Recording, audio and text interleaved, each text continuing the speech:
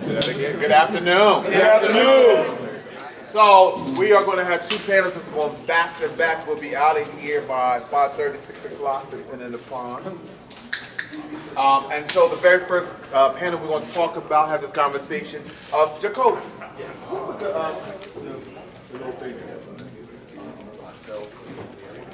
Oh, okay. Well, give Jacoby a round of applause because he put that there. Yes. Take the rock of force. And so this panel is going to talk about in this moment we're in now. You think in 1990 when Paris is Burning debuted, it was the same time Madonna debuted Vogue. And we thought that was a moment, right? I mean, then all of a sudden something happened and people thought Ballroom went underground. In fact, you asked a lot of white folks. White folks, number one, think Madonna created Vogue. Number two, think Ballroom doesn't exist anymore. And then black folk oftentimes say the same kind of thing, right? And so now we're in this moment where Pose and My House seems to be part of the imagination of the world. This relationship, I think, that we're having in entertainment as well as Europe. And we wanted to have a discussion around folks who are engaged in both processes. And so Tweety is going to be very facilitated, right?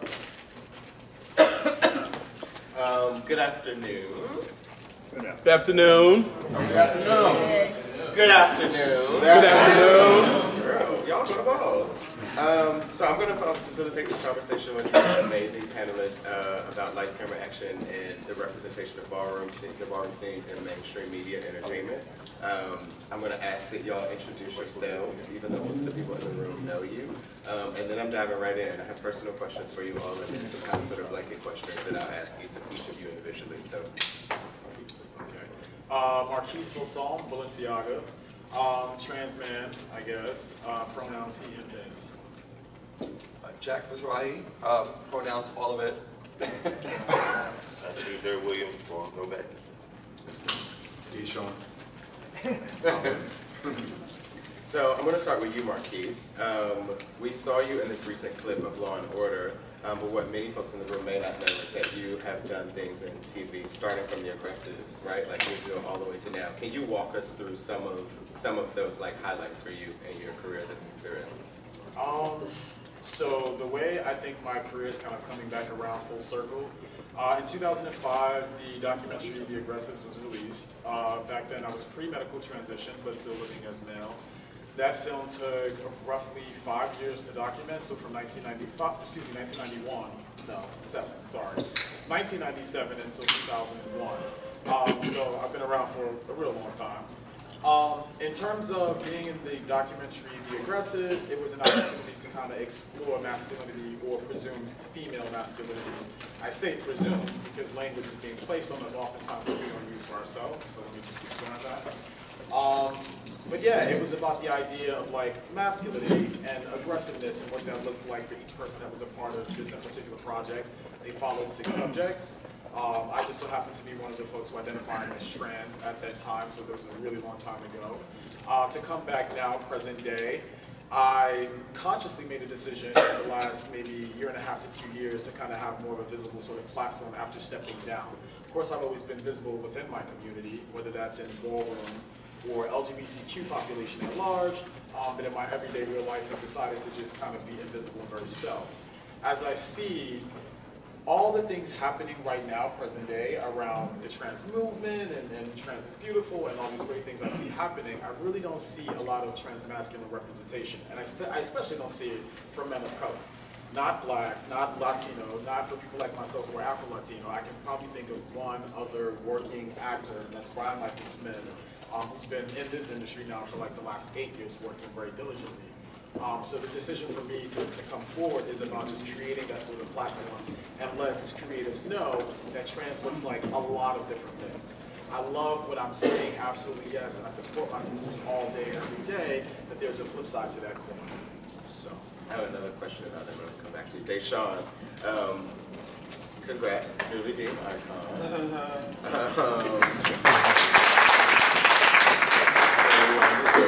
My first question for you is around, you've been teaching Vogue globally for some time now. What are your thoughts and feelings around teaching Vogue to non-POCs, so to white people, And what sort of things have come up for you in those spaces? I would say I mean, I would just, like to tell everybody, this is something that we all know as the ballroom. We put ourselves on a platform to where we were visualized not only between ourselves but others. And one thing I've noticed even years ago, before it became actually a little bit more popular than what it is, I noticed people trying to do things out of the country, trying to like represent us. And the number one thing I want to do is step in and not to tell them that they couldn't do it, because again, they were going to do it regardless. But my idea was to educate them so they'll do it right and they'll know what place to come to. And now I think a lot of people sort of get it like confused a little bit, thinking that like, we're just giving something away. But to be honest, within our own community, we have been sharing our videos, our time, our space. We open our space to everyone, to be honest. Anybody can walk in our room and pay $30 and watch us. So the thing about it happening overseas in Europe and having people outside of our, our norms, they wanted it. They wanted it. And when I see it for the first time, I was like, if someone's not going to step up and teach them, it's going to go haywire somewhere else. So why not be an advocate to even step up and make that change? And so one thing that I did do was like contact, or if somebody had something, I told them what was wrong, what they shouldn't do, how they should change it, what would make it work. That's why majority of people overseas come out to America to try to come to balls, because like they enjoy it. And it's not so much of them wanting the, a lot of people go out of the wrong ways, even within our community. But, I've seen a lot of people who really wanted the hardcore of it. So the best thing I could do was teach him, and the one thing I told him to do was always zero back into where it started from. So that was the basic thing.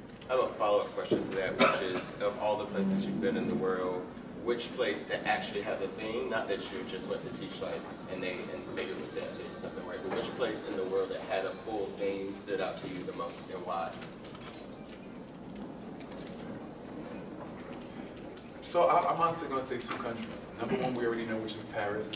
Like years ago, when they first started having balls, at least Sandra Ninja, she used to travel out here to America. We probably would never have seen her, but she used to walk balls and Vogue nights and all that other stuff, but we never paid attention. She took that information, went back to Paris. They flew us out there to make sure they got the right knowledge and everything like that, and taught them how to put together a ball. Now look at it. They don't need us, to be honest. They have their own functions. We fly into them now.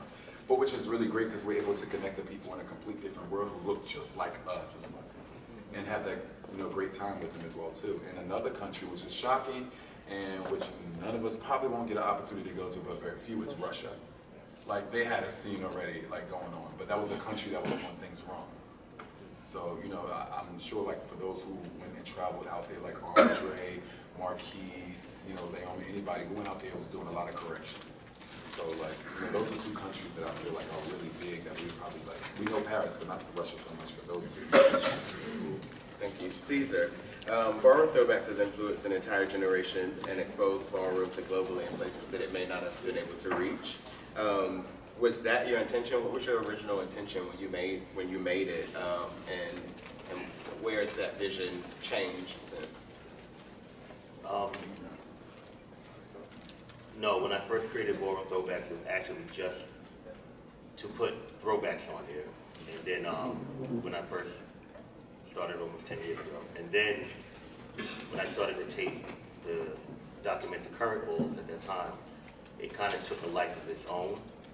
And once it started reaching overseas, that's kind of when I knew honestly how important Ballroom Throwbacks was, to be honest with you, for the people overseas. Because like, to be honest, they to this day, give me the most support and like the most love, to be honest with you. Like the people overseas.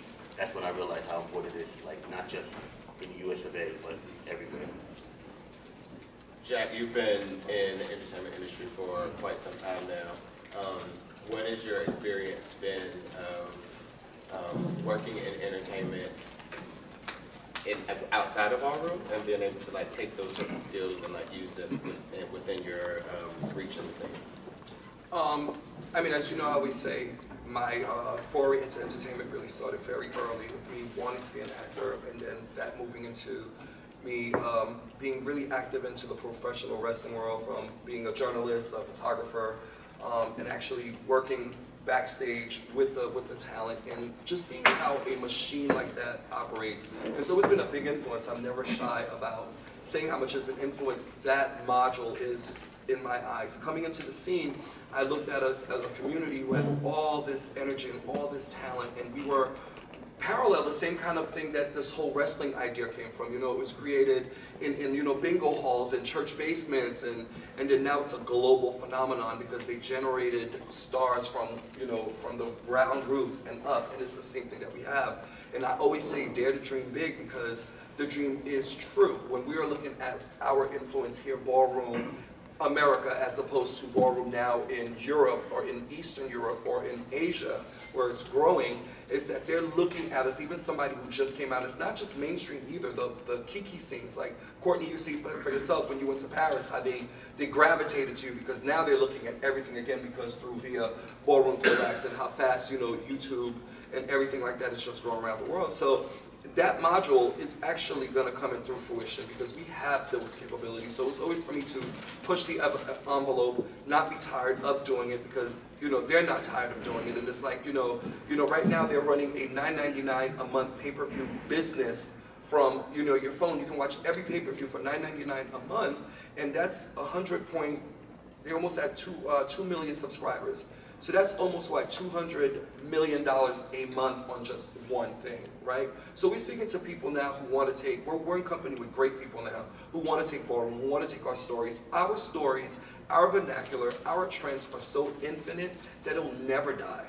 So as they're where they probably can't grow any more wrestlers one day, we'll never stop growing queens. We'll never stop growing trans women and trans men. And the power and the sacrifices and everything that people went through back then and the struggles, they changed, but they never changed. The thread is still there.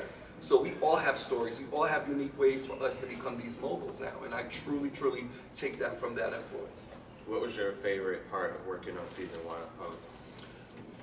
Finally seeing our trans women get their just dues. You know, I realized talking to Billy Porter, who plays Praytel, you know, talking to him is like 25 years ago when I wanted to be an actor, 30 years ago when I wanted to be an actor, and we just said this kind of briefly, but it's the truth, is that the gay character on television was a minstrel show. They were basically blackface. They were fodder. You know, you either had to be Hollywood off mannequin, you had to be the gay friend, and you had to be that person. And now we're shown with like a scene, Marquise had just said, you know, he's sorry that his scene brought the room down. I said, no, your scene is very important because it shows that the depth of our acting right now. We're no longer just the snap queen on the show. We're no longer the girl that has to be, you know, the gossip queen or the troublemaker. We have depth, we have real stories, we have real energy. So it was being able to see everybody on set. And then I did come late into the project, but still when I came in, it was just being able to see like Tyra get her just dues. This lady sacrificed years, and there's going to be a show about Ballroom. And this could have been any one of us that wrote this. This could have been any one of us that produced it, right? So this is this term. But now we have these opportunities. I was proud to know that this is just a vehicle for us, and that we're going to soar even higher than this. Marquise, to pick up where you left off, where do you want to see the representation of trans men go, and how do you want to see that happen? I want to see it everywhere. I want to see it everywhere. I want to see it in fashion. I want to see it in television. I want to see it in theater. I want to see it in film. I want to see it in front of the camera, behind the camera, any place that you can possibly think of. I don't think that there's any limits to anything that we can do. I know trans-masculine directors. I know trans-masculine writers. I know trans-masculine producers. I know trans-man boxers, bodybuilders. There is no limit. Models, clearly. There's nothing that we can't do. No one should be telling us no, and I'm not going to let them tell us no. So, Deshaun, the Rihanna tour. Pump us the tea. Pump us tea. Pump us the tea. How did that come about, and how was it? How did that come about? Well, there's lots of stories out there on yeah, we want to put it too. I mean, I'll honestly say I auditioned for it. And I think that's one of the things that actually I'm in Los Angeles for. Because if we don't know this, you know, I'm here to let you know right now. They be having auditions in Los Angeles for vocals, and there are not many vocals out there. And which the opportunity is so big for so many people, but we don't know. So I auditioned. I went through a tough process. It took me 3 weeks to actually find out that if I got it. But within the first 2 weeks, I didn't get it because they released me. And they were looking for vogers again. And like for the last audition, they brought in 5 of us. And here's what I keep saying about our scene, and this is why I'm so stern and protective about it, because it makes no sense. And I would take this back to like even America's Best Dance Crew.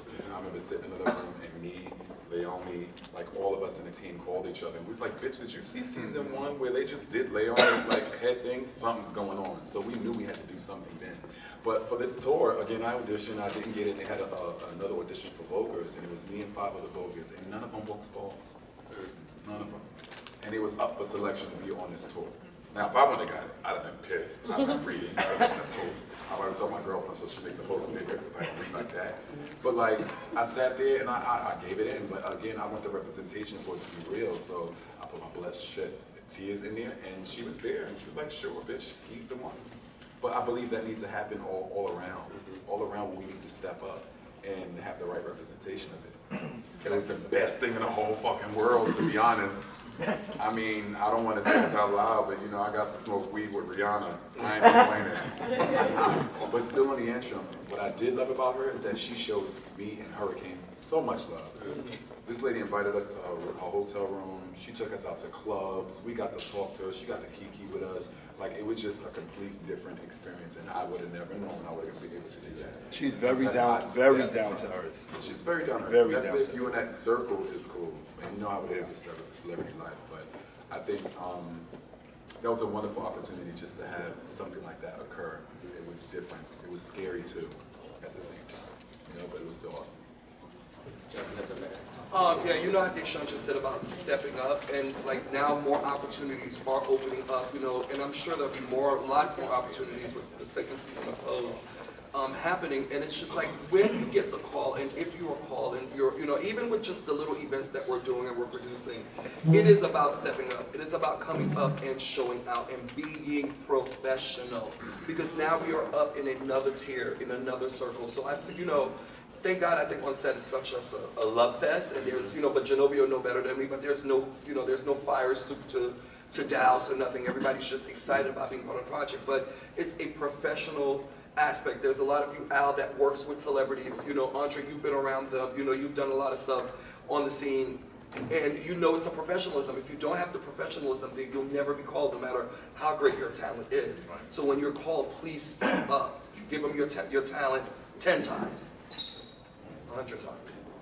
Can I say one thing? Yep. Real quick? I think, you know, I'm sure everybody watched Paris is Burning, and I'm not saying I'm going to reference it, but they had dreams to do things with their careers then when it came to ballroom. As we could see, Octavia wanted to be on the billboards and like movies and the sets and stuff like that. So we're actually living in this day and age of what they wanted, to be honest. And that's why I say the opportunities are endless, so we have to be very professional, very mindful about who handles what and what goes down, because it's a representation of us, whether we do the job or not. Caesar, you said that you started it literally just as this place for people to go and see throwback videos, and now it's grown to this massive global platform, if you will.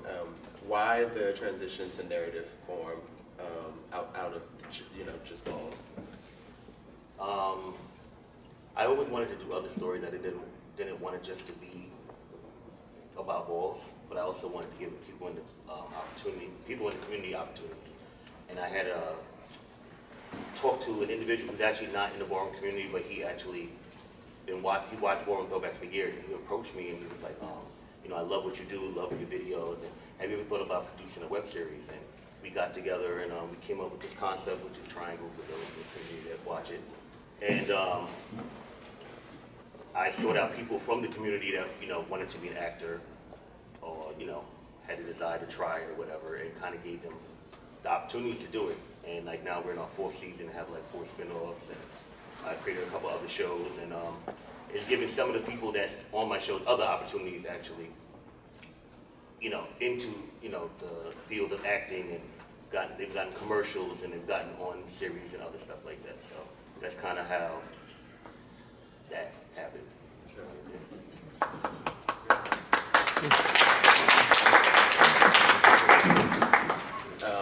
don't want the conversation to seem all happy, happy, joy, joy. We know that just as well as there's benefits, there's also ramifications to ballroom being in the mainstream. So that question is really for all of you. What are the sorts of like pros and cons of having ballroom represented in different ways in mainstream entertainment?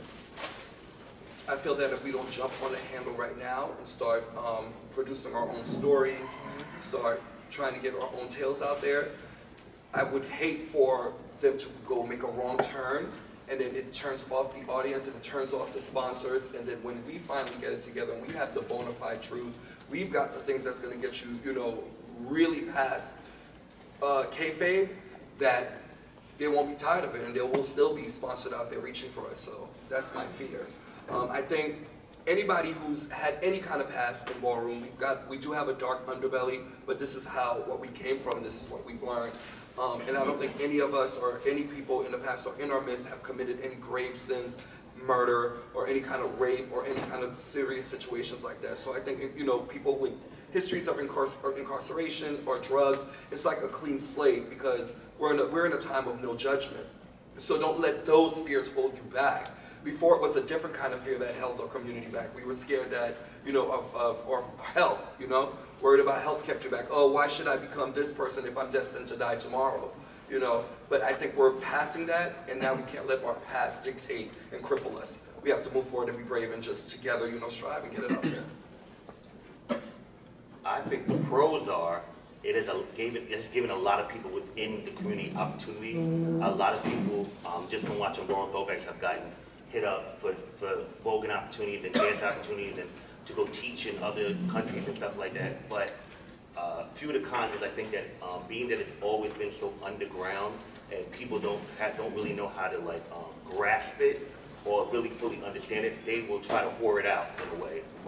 For example, like we was working with this company for like a year to develop a reality show.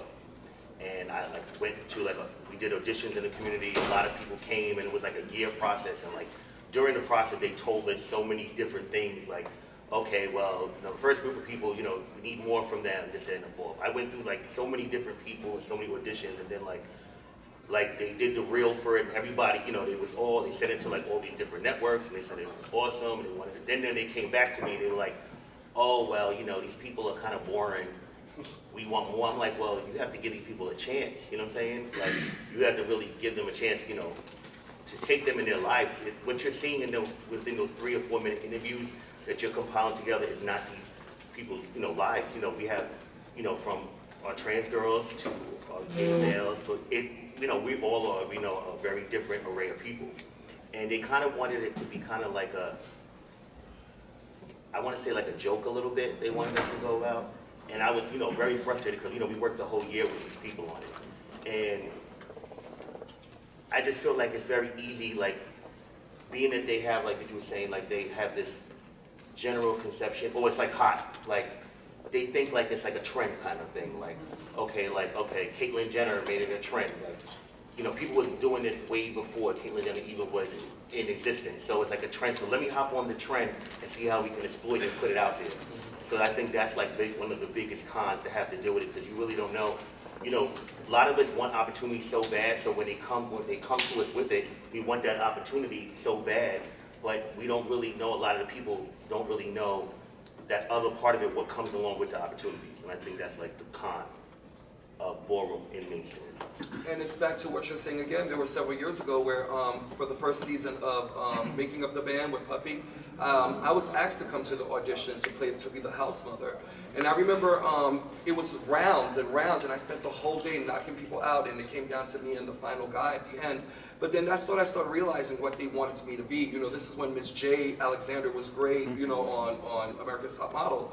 And, you know, it was suggested that maybe, oh, would you walk around the house in heels? Hell no, I don't do that in my house. And, you know, and you have to stick to your guns, because, again, I knew the reason why I stopped acting way back then is because I didn't want to be Hollywood. I wanted to be, you know, and when I say Hollywood, there was this guy that was on this movie called Mannequin, and she was like the typical go-to gay stereotype, right? And I didn't want to be that person. Even though I could be, that's not what I wanted to be. I wanted to be Denzel Washington. I wanted to be the youngest gay black man to win an Academy Award. you know, but that time would not allow me to be that. But so I didn't want to be that too, not for the reality TV. And I didn't do it. And I'm glad I didn't do it. And months later, before the show even came out, I met the guy that they gave the role to. And he met me after a Rumble, and he was telling me, you know, he's the one that got the role, and he filmed.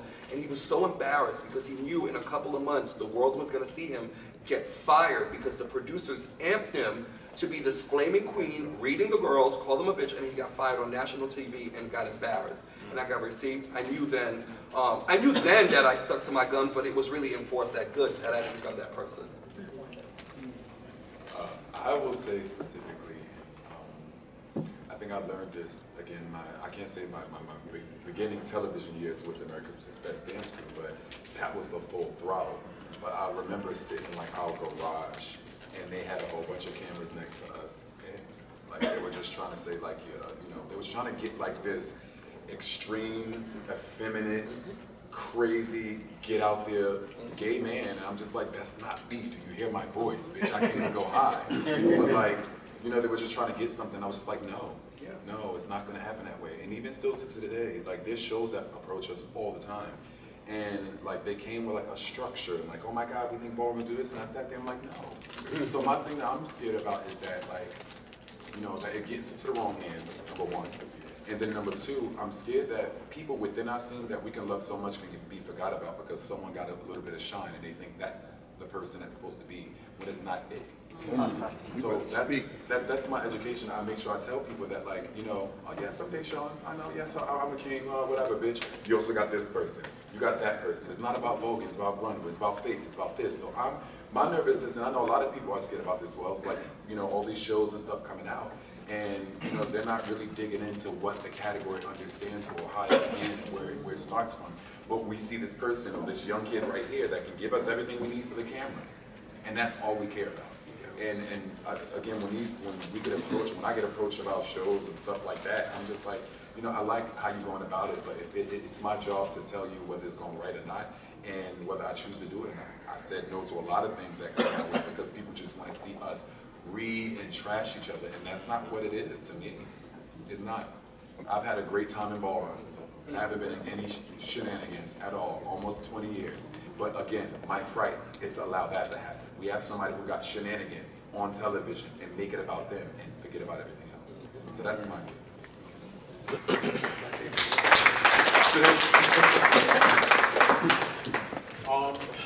For me, I think the pros are Ballroom and mainstream right now. I want to connect what is artistically happening on television to what we've already been doing. Y'all are already prepared, you don't even know. You actually don't, you don't even know. I'm listening to Jack and I'm hearing other people and other actors and creatives that I've talked to that have wanted to do this thing for years, and acting isn't something that I've always wanted to do or pursue, it just came to me. But my Ballroom experience is the thing that prepared me. Seriously. If it had not been for Ballroom, which is my first audience, my first stage, you know, the first room that I'm walking into, you know, I think about a judges panel. If you walk into an audition, it's exactly the same. You're sitting there with writers, producers, directors, and they're judging you based on your performance and whether or not you can make that come to life in front of them in a room. That is what you're doing every day when you're walking a ball. So for me, I think the pro in terms of what we've already been doing is that you're actually prepared already. You're groomed. What you have to do is just show up and show the fuck out. So for me, there's that part of it for Ballroom where that's the pro, and in terms of mainstream, that's a plus for them. To have people that are already seasoned enough in what they do in their real life already anyway, to walk into a room and be ready, to just show the fuck up. The one thing that I would honestly say is a con, at least the way that I think about it specifically, is anytime I hear anything about Ballroom, it is assumed that Ballroom is Vogue culture. I'm looking at a lot of people in this room that don't Vogue. I don't. I know how. I'm just saying, I think it's important that as Hollywood continues to explore our community, and the folks who are connected to our communities that have these relationships with Hollywood, communicate that. Don't disillusion them into thinking that voguing is all just flamboyant and just glamorous. I think that's amazing too. It's beautiful, artistically, yes. It's dance, it's expressive, absolutely. But there are folks in here who walk runway, who walk body, who walk best dressed, sneaker versus sneaker, realness, whatever your categories are. All those elements, I'm just concerned that they're not ever going to be seen. I do get that, yeah, of course, when it comes to Hollywood and when it comes to the LGBTQ community, there's always this need to kind of like pay closer attention to the thing that they think is entertaining, which is femininity. I want us to be mindful of that too, as black and brown people, what that really means. And who's in charge in these rooms of us being seen in just one light. So that I must admit is my fear. So again, with any opportunities I get, if I'm having a meeting with someone, if I'm talking to them, I'm trying to bring that conversation up. And not just about like categories specifically, but also all of the genders that are present, that are a part of Ballroom. The House of Ebony was started by a cis female. Nikki Barnes started the House of Ebony. I know that. I don't know why that's not being communicated. We're not talking about that. We all exist in this space. So, I want to wear y'all out. I know I'm getting real serious, but you know, I think it's important that we're all honest about our experience in Ballroom, and we're giving equal opportunities to everybody in the room, everybody that's a part of this community. It doesn't matter who you are. Whether you're a gay man, a trans woman, trans man, lesbian, cis straight women, kids. I mean, seriously, little girls walking runway. Ballroom is not specific to the LGBTQ community. That's not why it was created. It was created out of this need of the rest of the world pushing us out because we're different, and then saying, you know what, let's create something where everyone can come, no matter who you are. So. I have one last question, but questions from the room first. The first question is, like, people was talking about, you know, I guess, you know, pushing this feminine agenda, you know, in these reality shows or any type of thing on TV concerning, you know, anybody who is gay, right?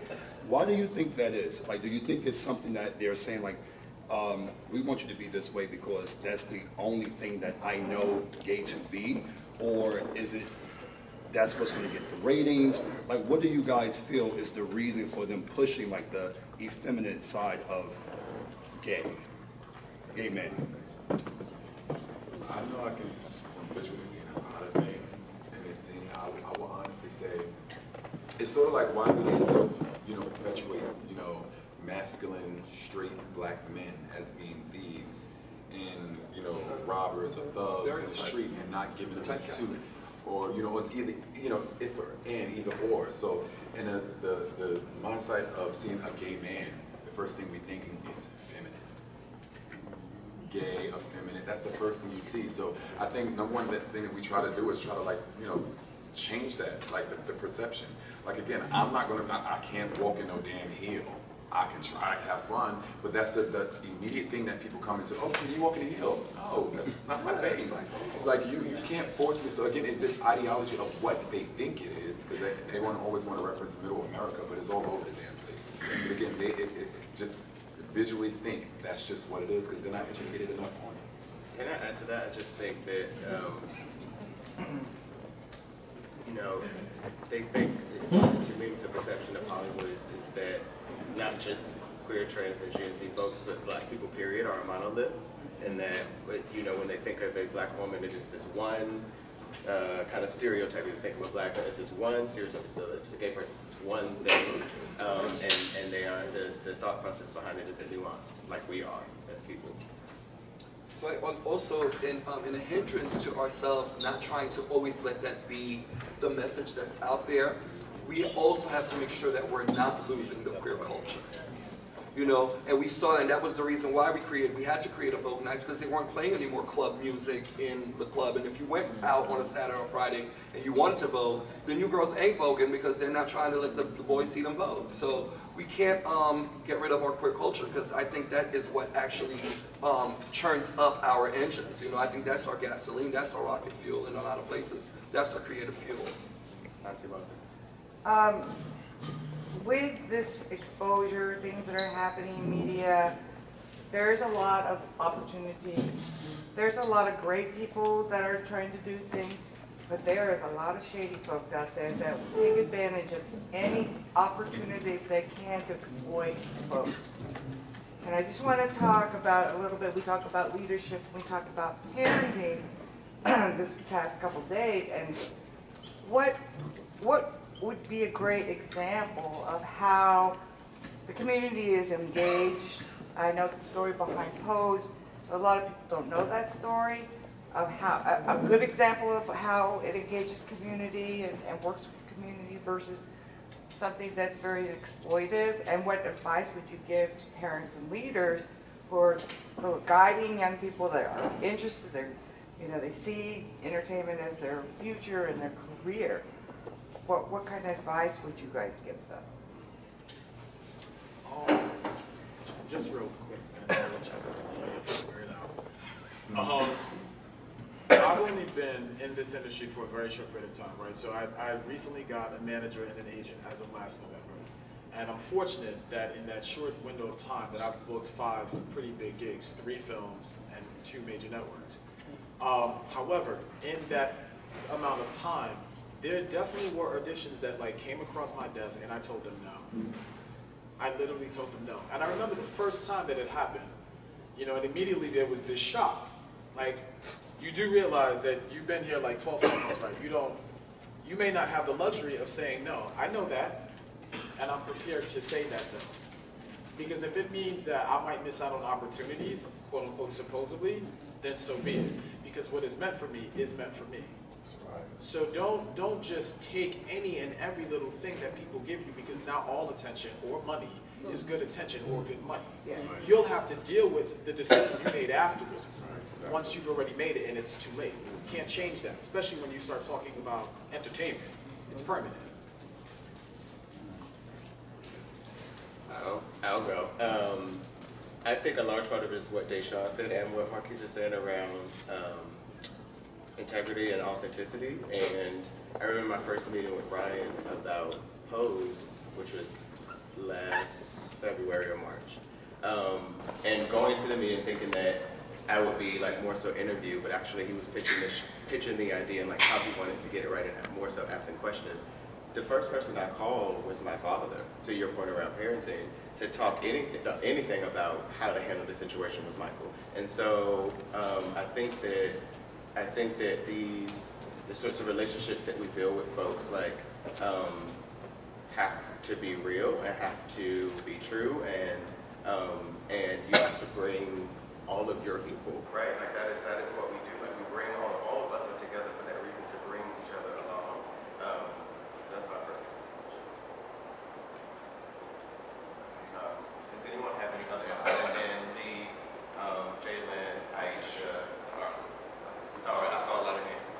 Let me get those one first.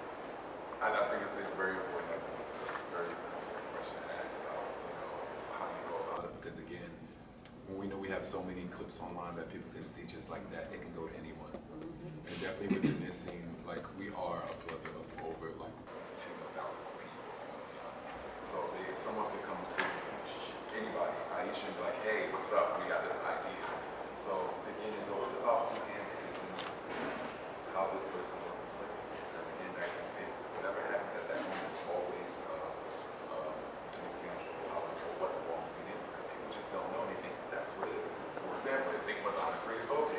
Girl, I'm trying to have these conversations with people no, still to this day, we still have these conversations. So again, at the same time, I know these opportunities can be so endless. So very mindful of being able to into it. Again, some people are like yourself, some like your others. Me, Jalen, Aisha. So what I wanted to say is some of it also comes down to responsibility. So in the late 80s, I'm going to say 1987, I remember Willie had closed his house and became part of the House of Fields because he wanted to take on other opportunities. He was doing videos and all of these things, and he began to travel. And I always tell people that I actually became friends with Willie overseas, not here. We met in Tokyo doing a Terry Mugler fashion show.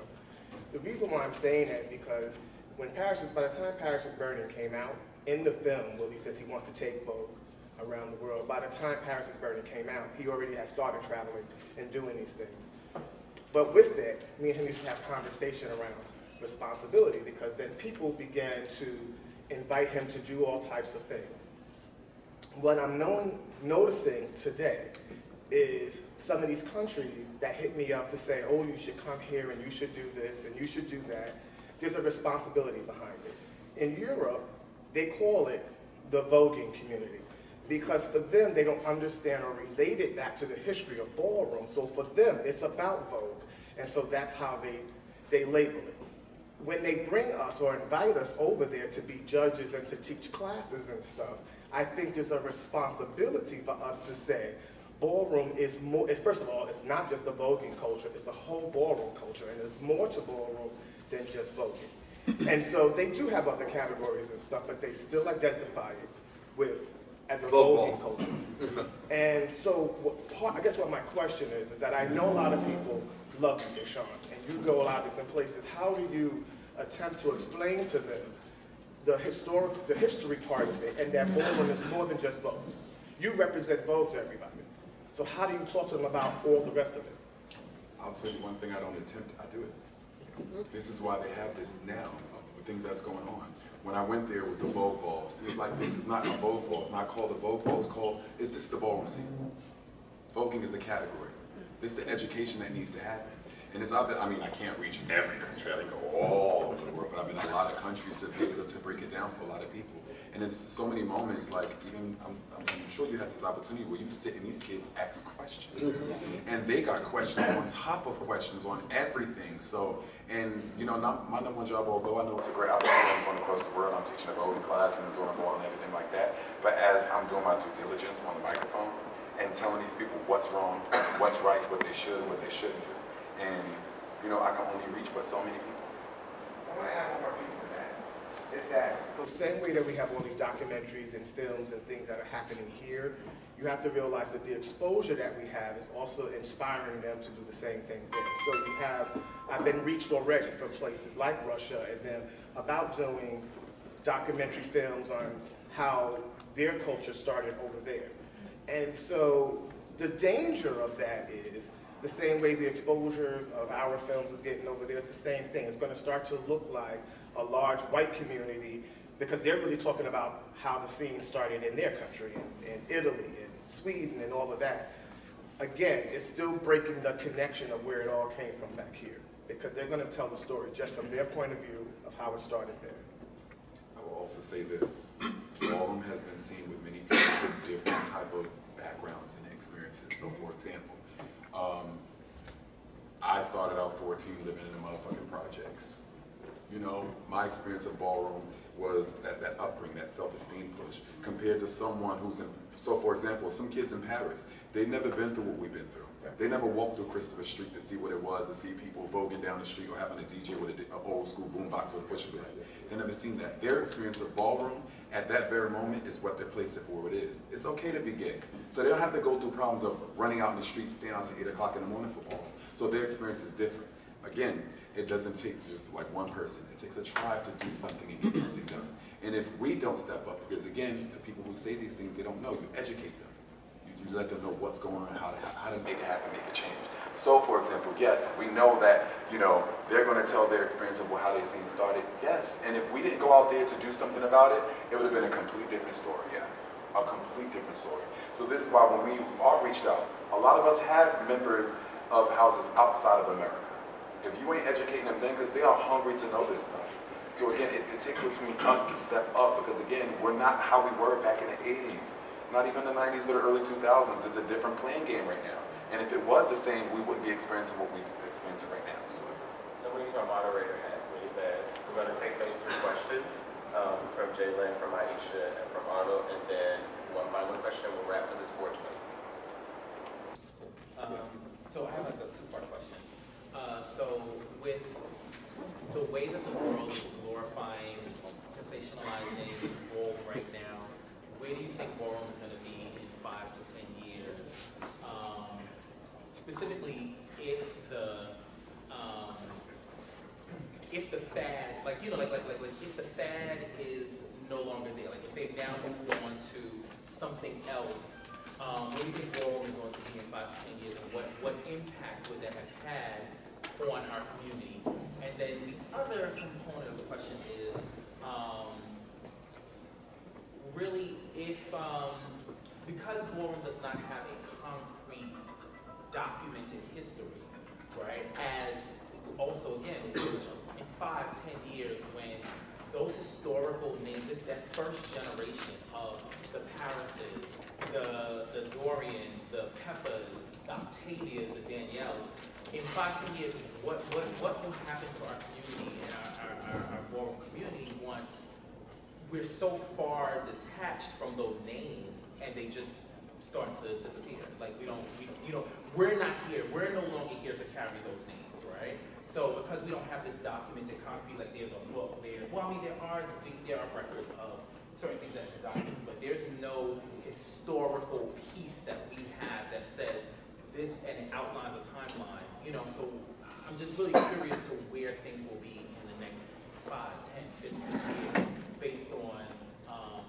you know, sensationalism within the world and based on the fact that we don't have a pure concrete history. Is it possible, though, Jalen, hold that, because is it possible for Arnold and them to answer that question? Because that's actually where we're going next. I want you to hold that so you can open it up. You're kind of smart today. So my question is more on the fact of, you know, when it comes to acting, it's glamorous to look at, right? Oh my God, everybody wants to be an actor. Everybody wants to write a script or be part of something. But talk about the patience, the time, the you know, dedication. You have to memorize lines. You have to do these things.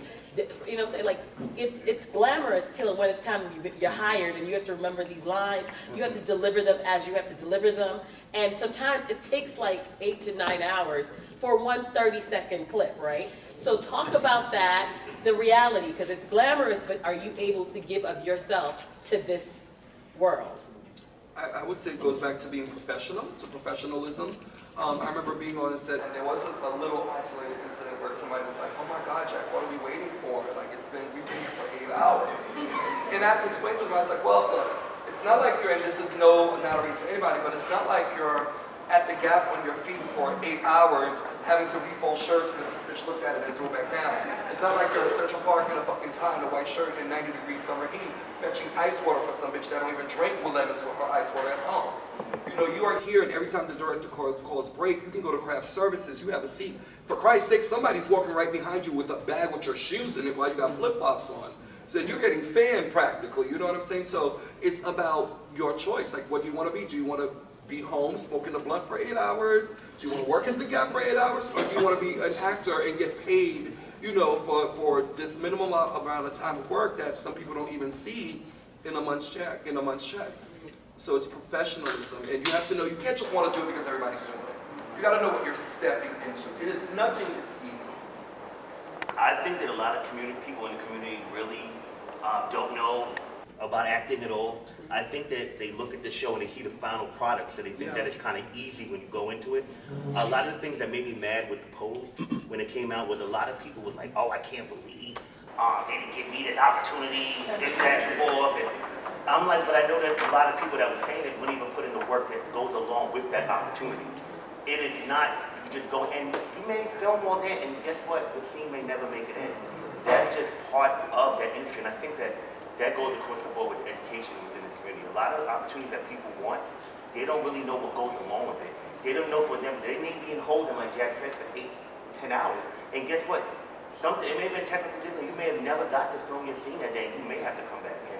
You have to memorize your lines. And everyone thinks acting is easy. It's not. It's really an art. There's really a craft to it. And for example, you may think that, you know, you may have memorized all the lines, but you may get in front of that camera and freeze up. And it could be one line, and you may have had to do it 4 hours. So it's repetitive. I think that a lot of people within the community don't know what goes along with it. So just because it looks like it's fun, it's not necessarily fun. It's work.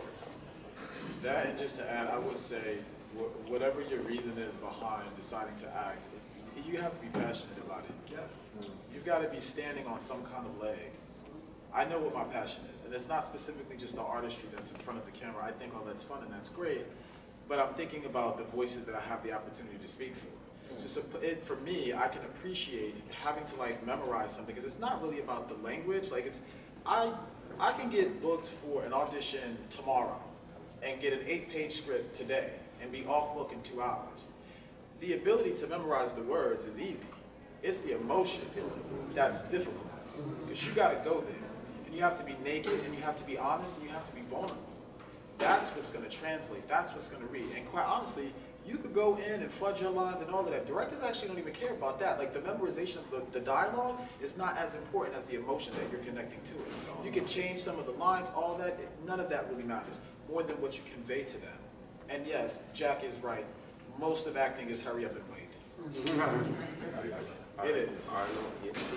I was going to say, I just remember coming on a set when you were there, Jack, and we were sitting in the director's village, and your ad-libbing was fucking amazing and fucking incredible that it blew everybody the fuck away. And to your point around the memorization of the line, and so Jack literally was ad-libbing as he was going on. He knew that the stuff he was ad-libbing. It was fucking amazing. It was, when I tell you it was amazing, it's brilliant. So. And those days are not 8 hours, they're straight 18. Yeah, that's a good wrap. But just so to tie us in, we've been doing this whole convening around leadership, parenting, things of that nature. So most of us in here know that there's been this thing going around just recently about Tiana Taylor and the situation that happened with some dancers.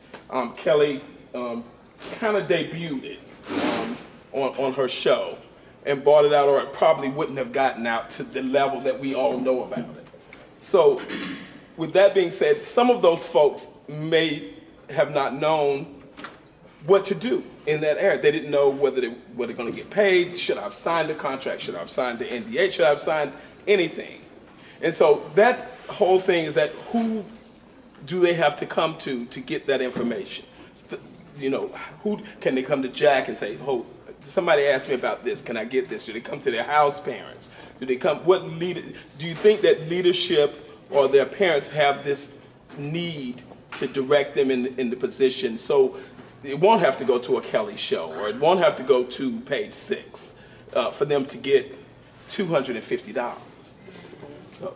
I would say it's always pin it back to the familiarity of being in a part of something.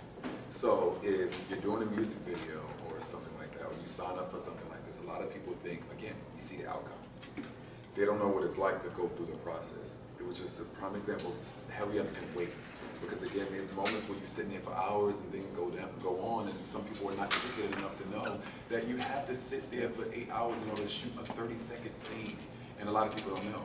As far as what goes on and stuff like this, like, you know, again, a lot of people is focused on the outcome of them being a part of this lady's music video, rather than worrying about the process of being a part of this lady's music video. Now that something like this occurred, you know, because we're the ballroom scene, we're not just gonna go, oh, let me find a lawyer first. First thing we doing, bitch, she's right. And we're gonna keep going. And I think, you know, switching over to that business is completely different. It's completely different. You can't just like pick up on your Facebook wall and just start making posts, or reaching out to your house mother and father and saying, oh, this needs to be done. Because again, you put yourself in one of these opportunities to get something. It didn't go right. How do you do it? They're not going to help you unless they have that background in order to give that information to you. Because a lot of mothers and fathers, even was on Kelly's show, reading this lady. But rather than going through that process, you could have killed so much time within going like straight to a lawyer, or finding an entertainment lawyer, or looking it up and finding these things. Is that we don't know. Because they come here, we think because you touch here, we're going to read. So again, I know a mother and father is like, you want to go there, and we're supposed to back them up, make sure our kids get whatever we need. We have to understand what we're also stepping into. Because a lot of people never know. And also because of all these opportunities that have been spanning, like Twiggy and myself have been, either I've coordinated or Twiggy has coordinated it in the last couple of months. And it's like, you know, we diligently help people with their paperwork. If you don't know what you're signing, with the stuff that we're familiar with, we've been helping people. And that's why just the other day, we've decided to create the House of Gorgeous, which is going to be an umbrella that's going to house everybody's in the ballroom scene creative needs. Like, you know, whether you're a makeup artist or a hairstylist or a dancer, we're going to be under this umbrella, and where we're asked to produce different events, and this is where we're going to take it from. So that way your paperwork will be safe with us, advice is safe with us, and what we know, and as we're learning, you know, it's just going to grow, and that's how we get these kind of upstarts going. So that's where we're going with this. Sorry, look out for it. So I just wanted to say thank you guys, right? Especially you, Caesar. It's been a need. Everyone's talking about how Ballroom needs to be on TV. We need a reality show. And I really thank all you guys for having integrity and not letting our community be shown in the light. I don't think you guys get praised for that. We always praise y'all for wrongly things, but we don't praise y'all for things like that. So thank you guys. Love you.